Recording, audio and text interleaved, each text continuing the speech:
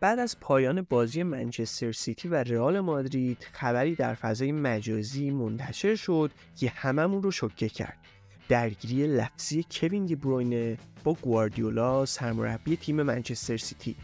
در این ویدیو به بررسی کامل این حواشی میپردازیم. یکی از صحنه‌های عجیب بازی منچستر سیتی و رئال مادرید که با پیروزی 4-0 سیتیزن ها همراه بود، مربوط به لحظه‌ای که کوین دی بروینه و پپ گواردیولا وارد یک درگیری لفظی شدند. در این صحنه گواردیولا به کوین دی بروینه میگه که توپو پاس بده، اما کوین دی بروینه در حالی که بین بازیکن‌های رئال مادرید تحت فشار عصبانی میشه و از گواردیولا میخواد که دهنشو ببنده. اون میگه که دهنتو ببند، خفه شو. اکنون پپ گواردیولا در واکنش به این درگیری لفظی با کوین دی بروینه گفته ما سر هم دیگه داد میزنیم و من اینو دوست دارم. گاهی اوقات توی بازی‌ها این قضیه پیش میاد.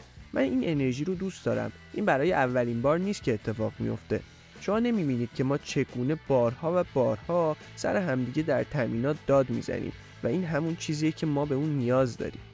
کوین دی بروینه بدون شک یکی از کلیدی ترین مهره‌های پپ گواردیولا توی منچستر سیتیه و گواردیولا بخش زیادی از موفقیت خودش در جمع سیتیزن ها رو مدیون درخشش‌های ستاره بلژیکیه و به نظر میرسه به همین دلیل نمیخواد که رابطش با اون خراب بشه.